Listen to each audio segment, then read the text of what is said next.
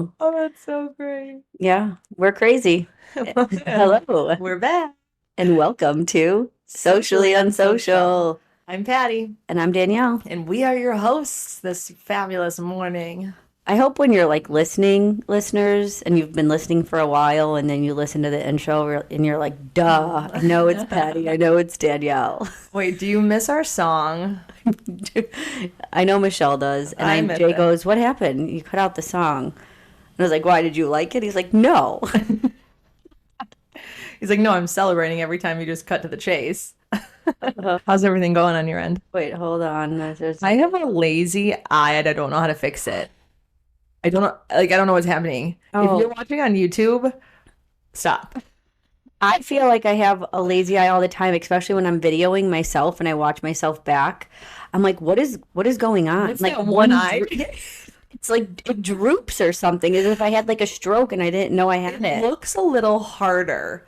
Like I need to do with some eye exercises. It looks like a little it's like, ooh, the eye just wants to like wander a little bit. Okay, stop it. Just look at me. Like Look at me. I know. Okay, I can't perfect. see a lazy eye, so I think you're okay. Thank God. Okay. Now I'm just gonna keep gazing into your eyes. I'm trying so hard. It's like when you stare at somebody that their whole like cleavage is out. I don't care if you're a girl or a guy. If there's like cleavage in front of your face, it's so hard because I'm like, I know I shouldn't stare right at their chest. So then I kind of like I have that's what How I'm doing low now. is the guy's shirt that you're seeing cleavage? Ew, not Or a are you just guy talking? shirt, girls. You said I don't. Oh, like Like I if don't you're a care. guy or a girl staring. Gotcha. Okay. Right? Like if someone's boobs are out, you're just like I know that it's like not polite to stare, so I just try not to. I also really try not to look anybody up and down. Have you noticed like anytime that somebody if you're looking at them, if you catch them like eyeing you up and down, it's the worst feeling. I don't think I noticed that as much, or maybe it just doesn't happen anymore because I'm old and like not having No. like or like hey, it's like what? No, it's I hopefully because you're around polite people who don't do that. Yeah, I look like it just drives me crazy when people don't do the eye contact, and it's like you I try to play the know. game with them and just try to like get Catch just in their their eye, like That is so funny. We talked last week about just being polite right. to like strangers.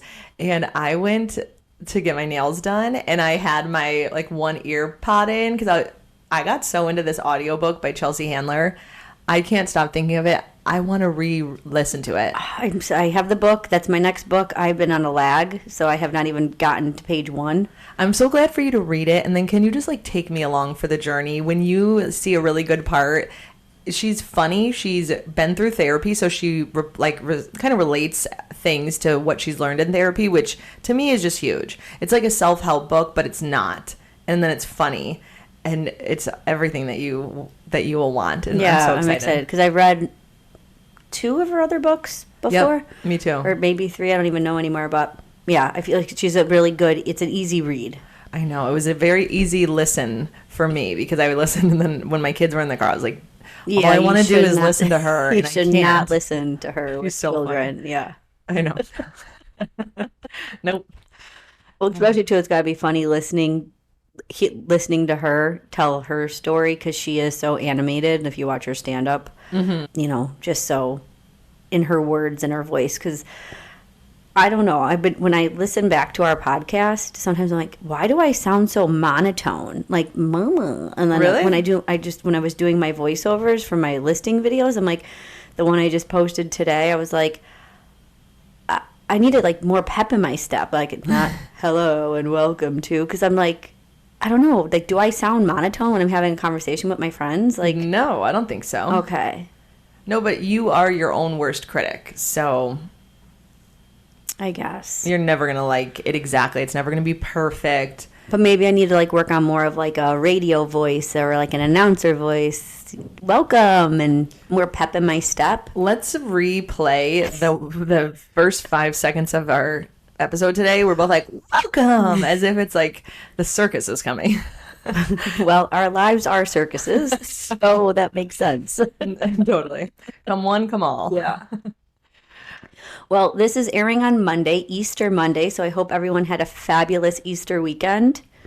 We are actually recording before Easter, so we don't really know how our Easter is going yet. That's right.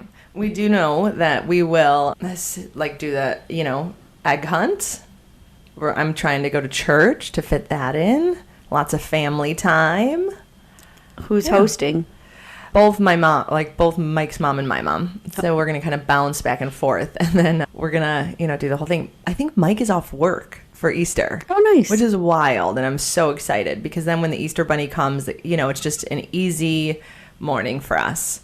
Last year we went to church and I think we actually did the hunt after, because I was like, listen, kids, church is at this time if we want to fit in both families and, all the things. And yeah, it's crazy. I would definitely think the hunt after church would entice them more to like, oh, let's go to church, let's be on our best behavior, and then get really excited to do the hunt. Right. It worked well. Yeah. Last year. Yeah. We do our hunt a couple weeks before Easter. I love that. Yeah, give the Easter Bunny a break. Like one less house to see on that specific day. That's great. That's a really good. Theo goes, hey, Mom, can we do the hunt outside again? I go, dude, like, have you written the Easter Bunny? I don't have the Easter Bunny's address. I have Santa's, not the Easter Bunny. But you got to take it up with that guy because, why are you telling me? Well, you're best friends with all of them. You should be by now. Have you seen the Easter Bunny at Disney World? What, Patty, who do you think you're popped up in my algorithm? Who are you talking to? He popped up in my algorithm. It's the cutest Have bunny. you never been to Disney during Easter? No, and it makes me sad. No, it makes me sad. We went for my dad's birthday one year. We were there, and my dad's birthday is always can fall around Easter. And the year that we were in Disney on his birthday, no, it wasn't Easter weekend. It was his birthday weekend instead.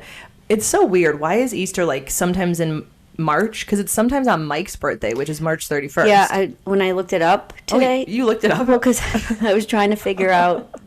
You knew I would be worried about this? I just knew you were going to ask that question.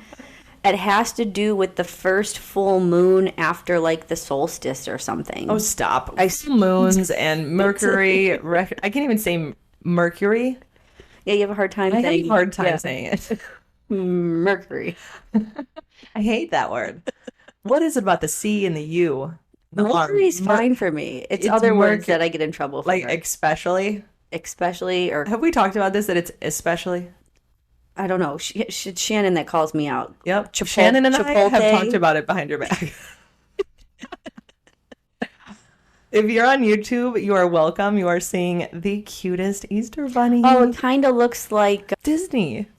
It's the Disney character. Oh. Yeah, but Look at his pants, though. They're purple.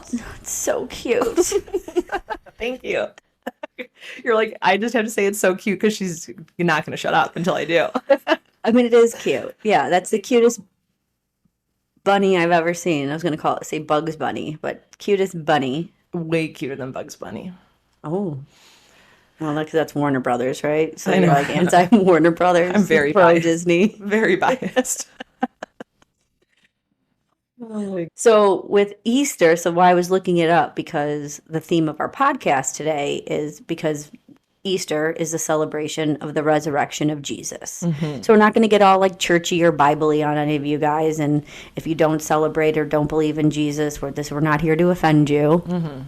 But I thought it was fitting or ironic or morbid, however you want to put it, that the week before Easter is my brother's birthday, who passed away, mm-hmm. and your father's birthday, who had passed away. Mm. So I thought it was kind of fitting to talk about death and life after death and closure and dealing with grief and what is it, the 5 steps of grieving or 9 steps? I don't know. There's so many steps. Oh, and you're so ahead many of me. things. I haven't even looked up the steps of grieving. Yeah. So I think gone there yet. I think it's 5. Is one of them going batshit crazy? Because I think that... I don't think that's the technical word, but I think that's the gray area in it. Yeah, I could see it. Because I think the last final one is acceptance. When do you ever really accept it?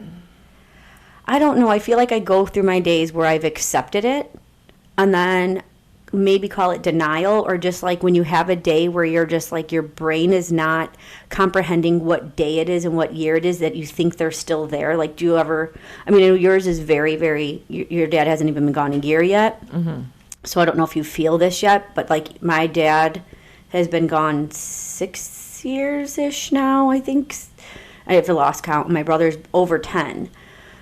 Which is so crazy to even wrap your brain around, because I think a parent is one thing, but a sibling, somebody that's supposed to be your age that long, that's a long time. Right. And then waking up some days thinking that they're still here living on Earth with you, where you have to...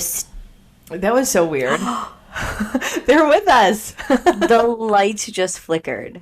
So if you follow any of that, like the spirits are supposed to travel through electricity. Yes, I've heard that. That was so cool. Oh. I think we're supposed to be talking about this. See?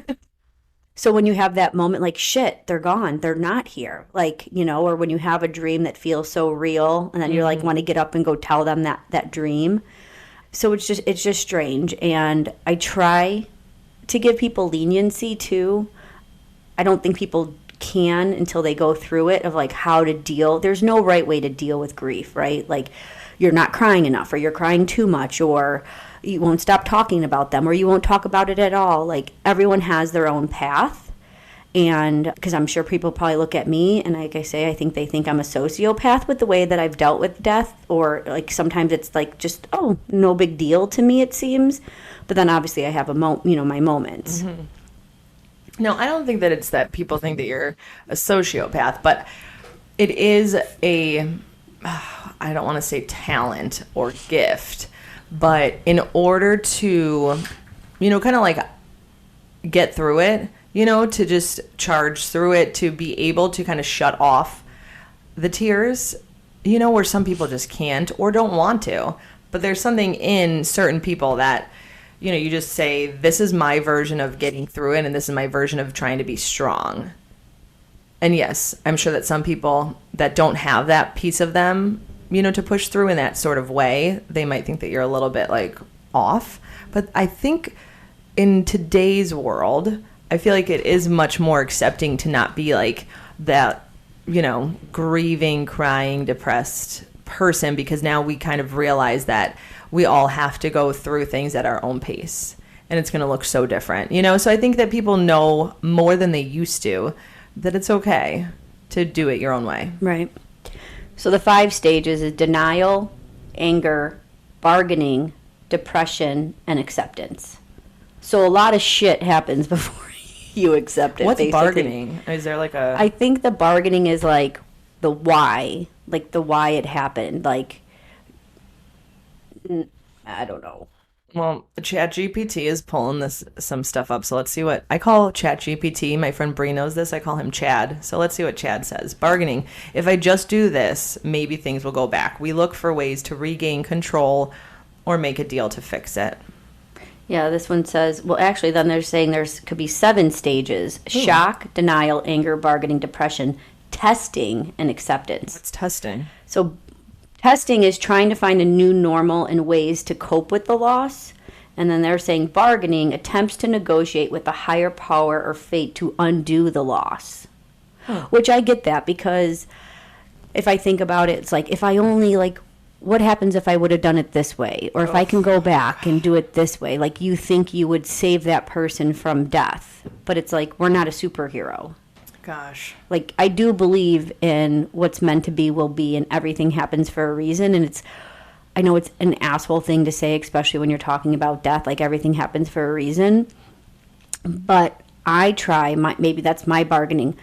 I think that my dad died when he did, because I really don't think a lot of things, like, I'm trying to think the year. It was 2018, I think he died. So that soon after you got married? Yeah, because I remember, like, because he couldn't go to the destination thing. I remember that last picture I had with him was at our cocktail reception at Cooper's Hawk, and that was in June. And I think maybe it was 2017. It was that.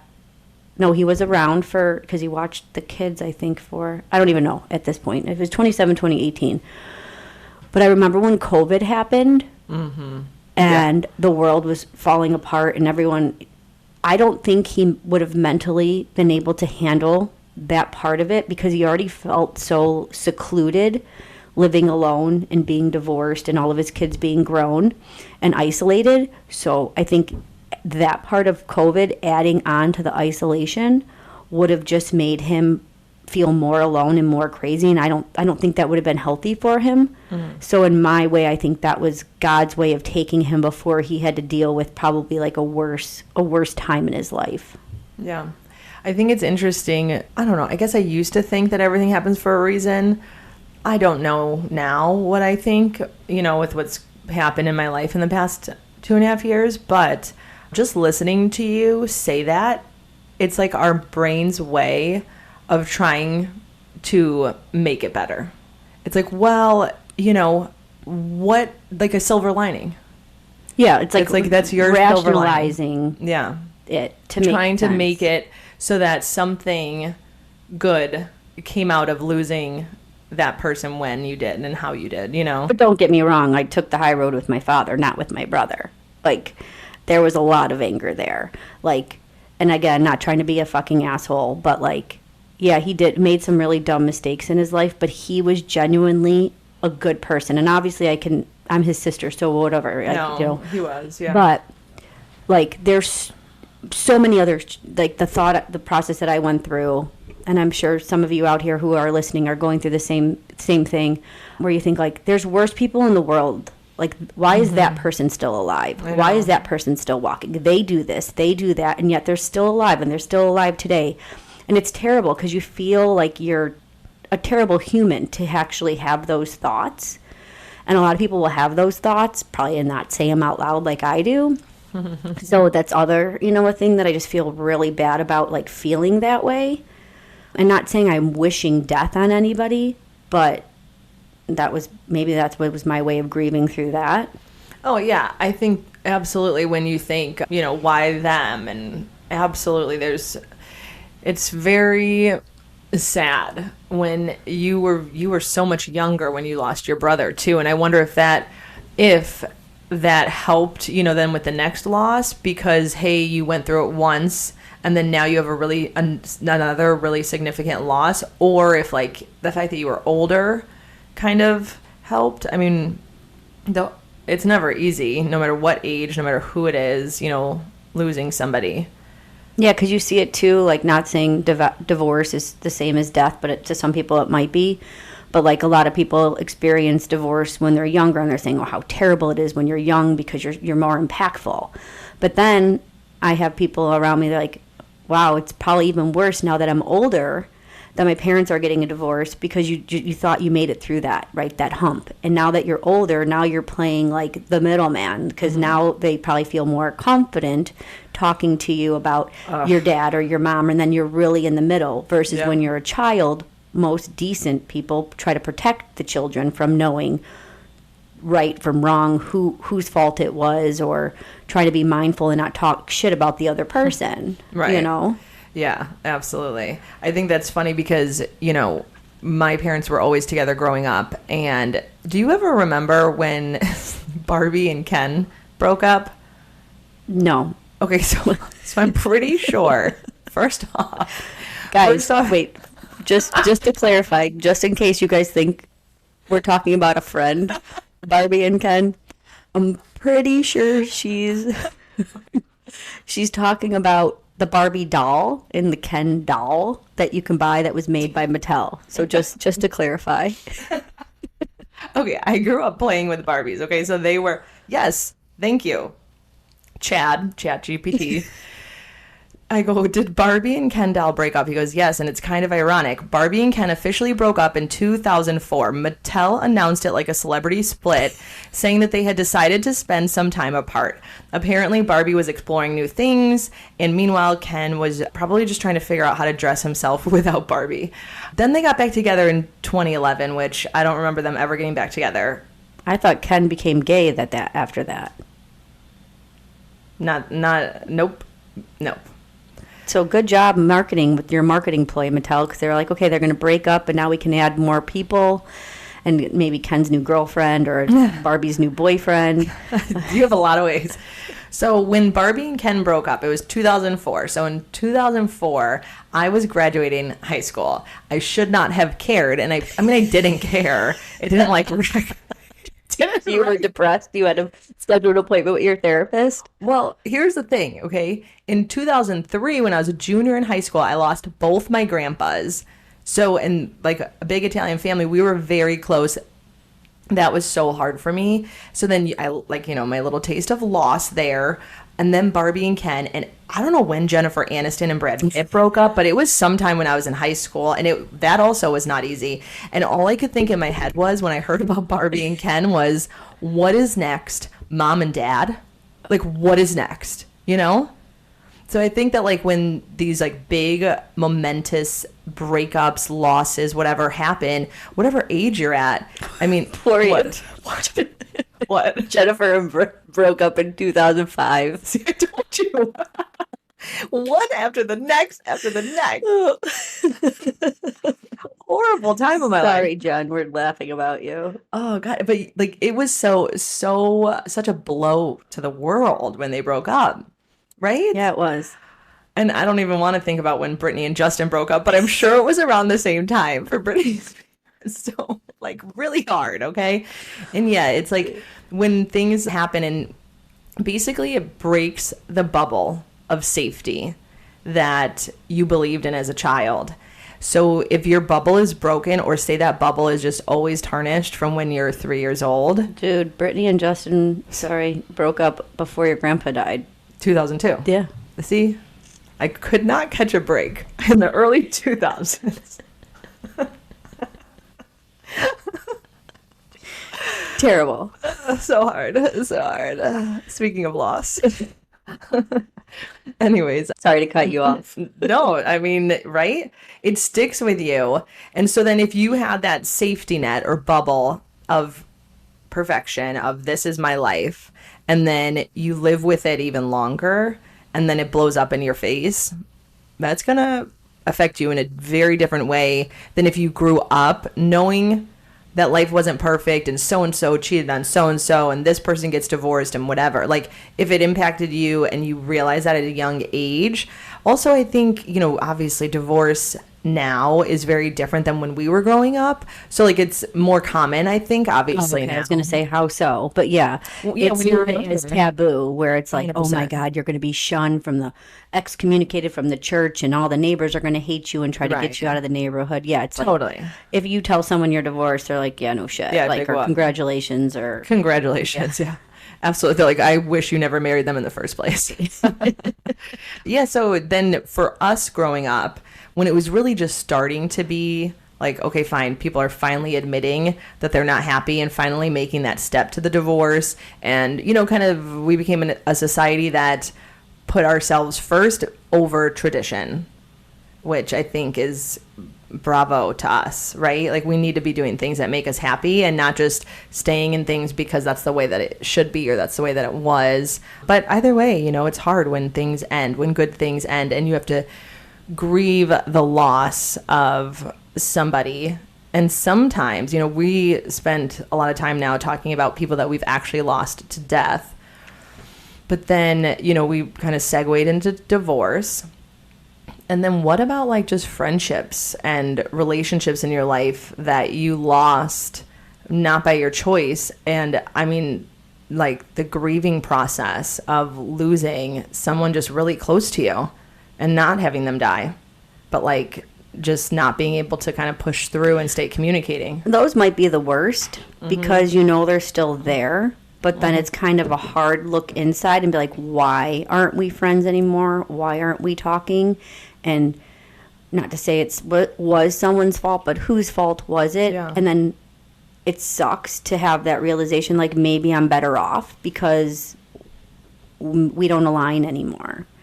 And the person that they are, like, if you reunited with that person, I think that would be the hardest thing, but because you're just going to try to go back and be like, I remember how things were, and things were amazing. And you're going to be comparing it to how it was. And even if you guys both changed for the better, you guys weren't friends when you guys were changing. Mm-hmm. So it's going to be hard for you to look at that person and be like, it's like I don't know you anymore. Well, yeah, and maybe you're a better person, and I appreciate for you that, but that's not the person that I knew and fell in love with. Well, the old version of you that was friends with the old version of the other person if you were able to come back, maybe you wouldn't gel because your healed version doesn't need their healed version, but your broken version needed the support from their broken version. And then, you know, when it becomes too much and you go your separate ways and you kind of heal and it's different, you grow in different ways.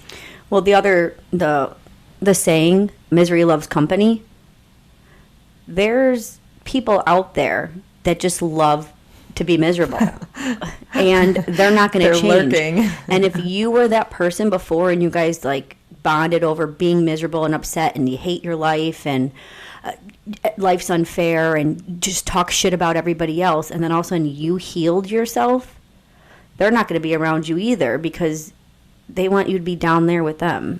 And now you've lifted yourself up to be like, I'm better than this. Yeah, I have my days. Like, F you, you suck. You know, it all sucks. But you take the high road majority of your life now because it's not fun just being miserable.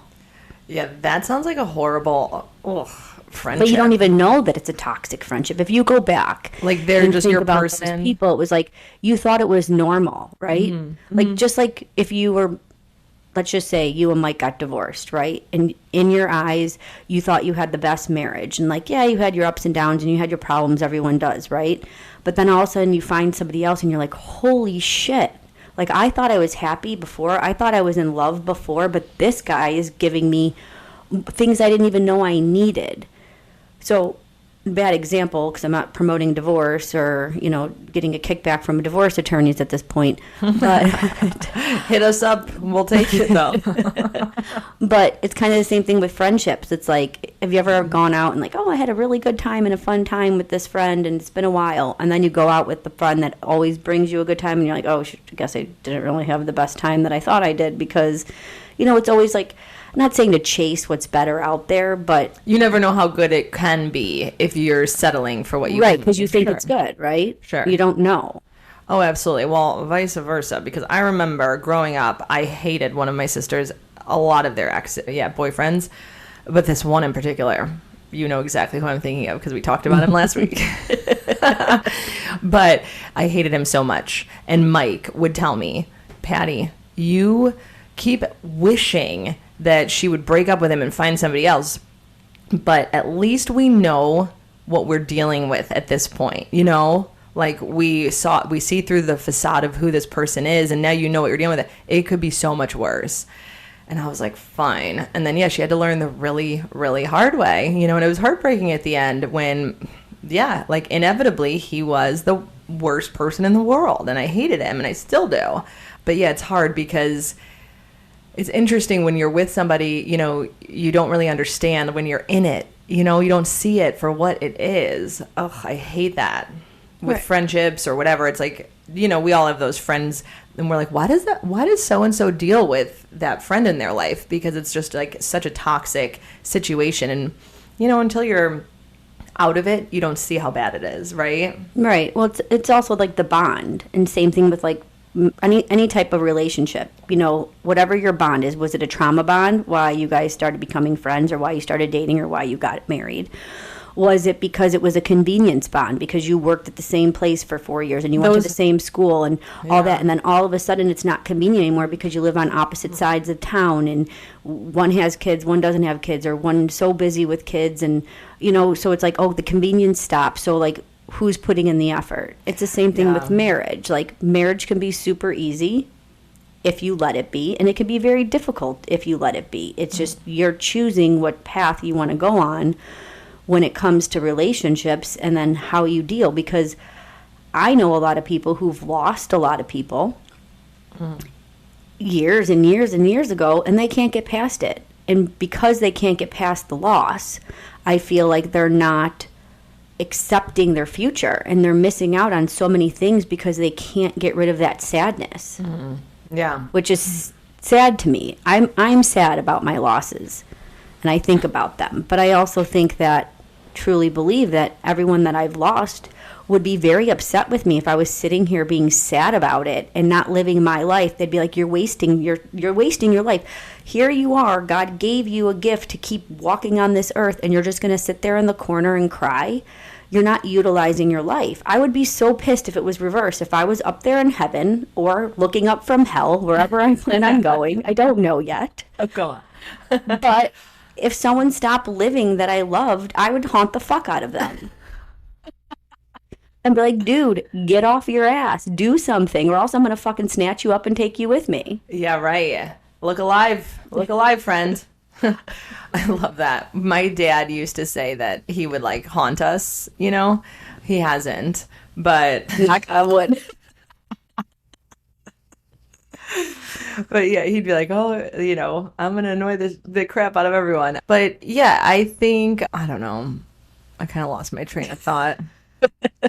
We're trying to be emotional without being emotional. Yeah, listen, guys, it's a rough week, okay? Mercury's in retrograde. I can't even say it.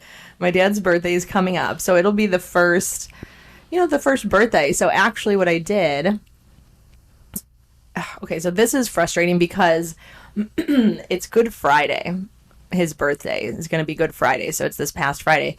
So normally on a Friday, I teach my fitness class, and then the kids would be at school.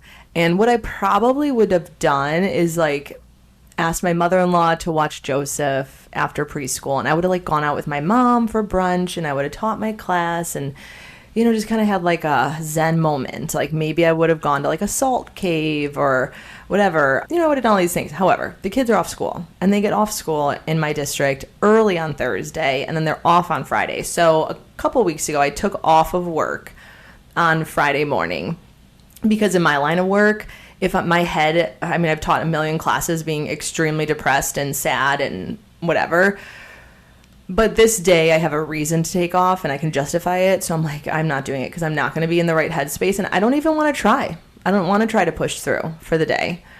So I took it off quite a few weeks ago. So now I'm just going to, you know, hang with my kids. I'm going to do something for myself, with them.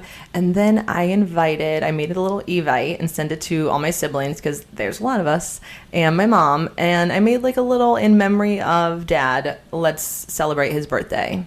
So some people might be able to make it. Some people might not. It's fine. You know, maybe it'll change in the day of they get to show up. Maybe they can't. Maybe someone's too sad and wants to do their own thing. Totally fine. But I'm like really looking forward to it. And I'm going to like play a bunch of home videos. We are children of the 90s. So like I lived watching my parents have that camcorder on their shoulder. My mom's always so jealous. She's like, you guys have it so easy that your camera is so small. You don't have to lug it out. Right, yeah, I'm not like, I don't have a back pain from taking videos of my children because, yeah, my poor mom. Do you hear that buzzing? It was you. It's always me. There we go. There we go. I just have to sit low now. Anyways, so yeah, we're going to watch a lot of home videos, and I think that's what really has gotten me through. I don't know which step I'm on, say, of the whole thing.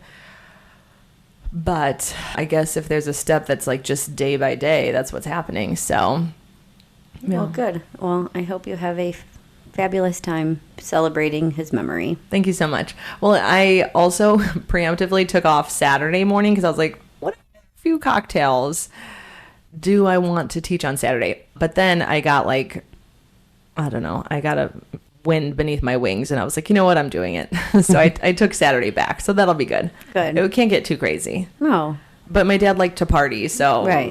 I don't want to speak too soon and say it won't get crazy. We shall see. Just make sure you hydrate and make sure you eat and you'll be fine. Those are the two things I've learned. Because we'll segue into my highs, because on Saturday I was so busy like trying to get everything done that I didn't really eat a lot of food and I didn't drink a lot of water. I love when people say that. I forgot to eat. I'm sorry. That's all I think about all day long almost is eating. I could be thinking about it. It's just if it didn't like happen, like, you know, like I just didn't have time and I was just rushing from one thing to the next. Man. So I was like, oh, we had a date night and I was like, I'm going to pace myself, you know? So we went to dinner. I only had one drink, made sure I ate food, made sure I drank water. Smart. And then we went to this like country bar to see a band. And I don't think I overdrank by any means. We had a great time, a lot of laughs, good music. But I woke up the next morning with the worst freaking headache. And I'm like, see, this is what happens. Like, I know if I don't drink enough water, I will wake up with the worst dehydration headache.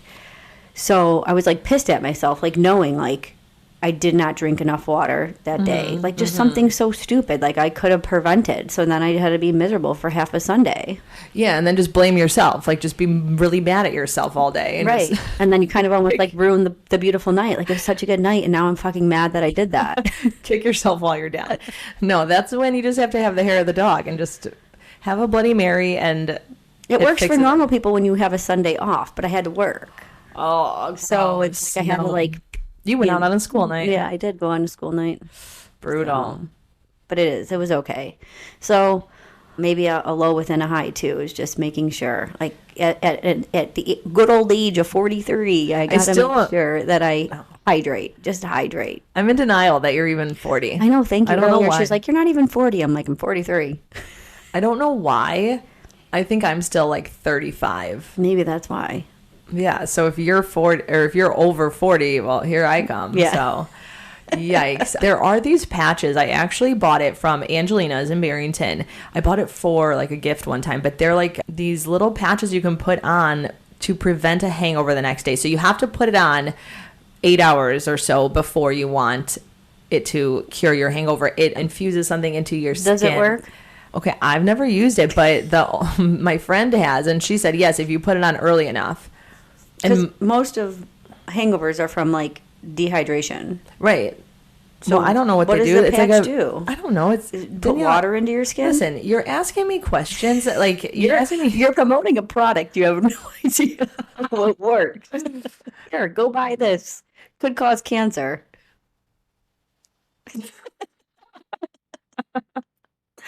Okay, it's good. It's from Angelina's, and you know what? I trust Angelina's. I trust her products. Okay. I love that. Actually, that's true. It's not from like Amazon.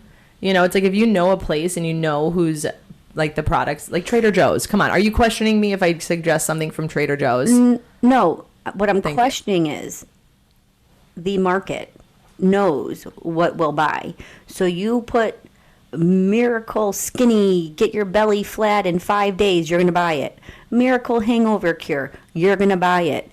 Energy, natural energy, you're going to buy it. So they know how to sell things, even Yeah, though they it do. doesn't work. Listen, it's called, again, I bought mine from Angelina's in Barrington, but this is, Look it up on Amazon and see the reviews. well, it's the good patch. It has a disco ball on it, and it's called Rescue. Quantity 4 patches. Bounce back after a night out. This patch, Stop touching the microphone. I accidentally hit it. We're good now. Okay. I'm going to keep my hands away as I speak. This patch is complete with DHM, green tea extract, and B1. We get it. The struggle is real. Are you having trouble sleeping, stressed, sluggish? We've got you covered.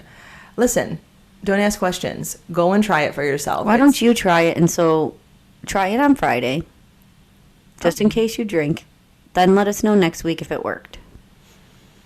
Fine. I mean, I don't know why I have to do this experiment for you. Just take my word for it. You bought these things and You you should have trust- not used it. No, I bought it as a gift. Oh.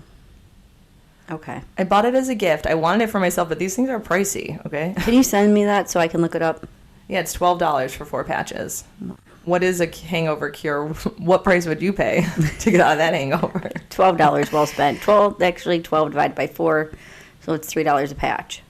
Okay, worth it. How much were your drinks that you were drinking? Probably way more than that. Way more. So my favorite hangover memory, like it just popped into my head. When I lived at home post-college, I moved back home with my parents, and it was great. Or like summers during college when we all worked at First Place. I don't know how we stayed up till the wee hours in the morning. But that's like the days I didn't really get hangovers. When that was a problem, you're like, oh, I'm just going to just drink again. Well, you know that I must have drinking a lot, but I just remember like literally just laying on their couch on a Sunday, and my sweet sister, Chrissy, was like, I feel so bad for you. She's like, I've been there, and I feel so bad for you. She's like, I think she made me like a cheeseburger, and she like gave me a rag to put on my head, like to, you know, it was just, it's rough, but that was the perk of like living back at home with mom and dad. You know what my low is? Because when I was younger and hungover, I thought in my head, I could have invented fucking Uber Eats or Grubhub. Because in my head, I would think it would be so great if I can just have someone go to Portillo's and pick me up a fucking cheeseburger and cheese fry and a Coke. Like, because you didn't want to leave. You didn't want to move. And I'm like, why couldn't I have had that idea be born in my head to be like, here's a service that people would use. So I'm sure that's how it was. The person who invented Uber Eats or Grubhub was probably hungover and was like, I want a cheeseburger, but I don't want to get it. How do I solve this problem? Well, here's the thing. You can have all the ideas in the world, but the one person that's going to take action on that idea or believe in it enough to put in the work, right? Like, you might have thought it, and then you're like, would it work though? You know? And then you're like, okay, no. And then we just move on. My mom says that all the time about like baby products now. She's like, I could have invented that. I'm like, dang it, why didn't you? You know, like, I know. And I haven't had a good idea since.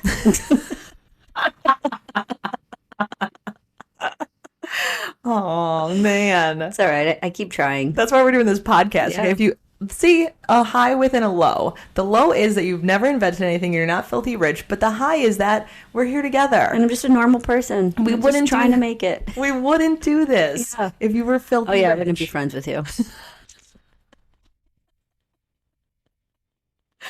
What? Is that good enough if you're filthy rich? Oh, no. Girl, we'd be on my yacht. We'd be flying high on my private jet. I was like, I'd be with Brittany. You'd be replaced. Don't get it twisted. I don't think I could hang out with Brittany. I feel like I'd just be taking care of her too much.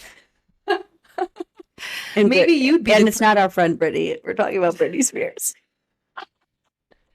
No, you're exactly who she needs. She wouldn't be where she is if she had you.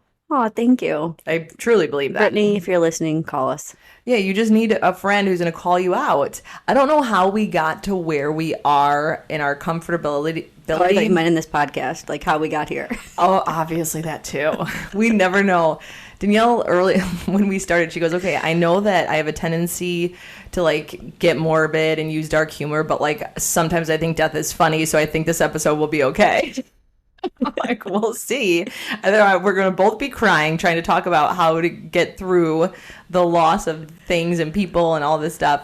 But no, here we are talking about how we just want to be rich and we wouldn't be friends. And we're laughing. We're laughing through the grief. Oh, I love that. Well, my high this week was I was really looking forward to this day with you because, my gosh, it's been a crazy week. So sometimes just having time to unpack things with a close friend. You know, we've said it before, you take those 8 minutes and whatever. You take time for people, you talk it through, all that stuff.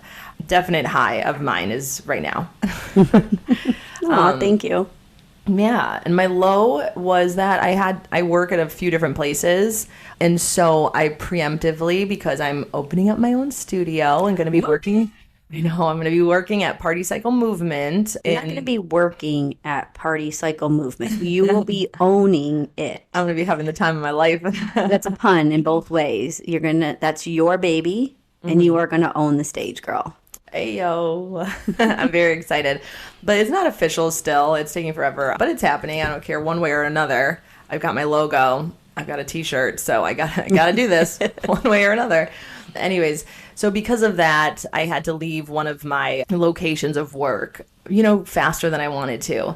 And we talked a little bit earlier about like friendships of convenience.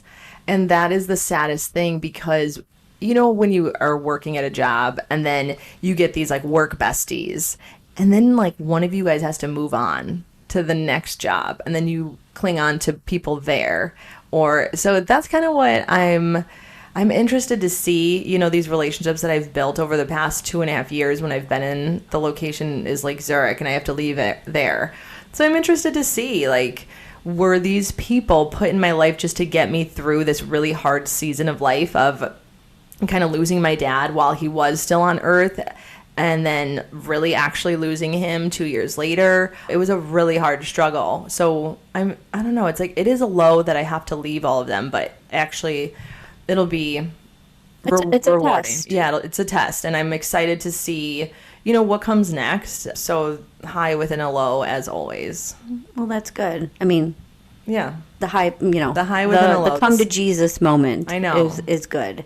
Yeah. Well, I mean, you hate being kicked out of places, but like you have to find the silver lining of like making it all okay. And that's what I'm holding on to. You know, it's better to leave knowing that, I don't know. You left with your head held high and you did the right things. And how you approached it was the way to do it and the way you would want someone to do it to you. True. Except in the future, did I already say this last week? Learn from my mistake. Anytime that you have a meeting, follow up that meeting with an email restating exactly what happened so that everyone is true to their word. Yeah, no, I do that. I like to have that personal conversations in my line of work, but I always want to make sure if it's something important, I always recap in either a text message or an email. So that way there is written proof of what was said. So there's like, because sometimes, again, people hear what they want to hear. 100%. So you're trying to be professional and you're trying to have a conversation about it and not do the coward way of text or email like some people think. Right. But then again, if they're hearing what they want to hear, all goes. Right. Well, people create their own narratives too. And if you're doing something and you want to excuse your way through it, your brain's going to figure out a way and you're going to believe your own lies. So I never want to do that. I never want to be that type of person. That's why I have you know, to keep me real, and accountable and, you know, just like being able to put my head on the pillow at night and be proud. That's, you know, my goal. Well, if you need help out there with your moral compass, please reach out. We're here for you.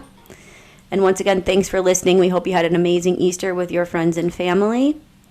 And guess what, guys? We're done. Just with the episode. Just kidding. We're going to keep being us so you can keep being you. Yeah. Bye-bye. Bye. See, that sounded monotone when I said that. We'll try again. We're going to keep being us so you can keep being you. That was good. And that sounded cheesy. You sounded like a radio host. Ooh, all right. We're getting it. Check you later. Bye. Bye.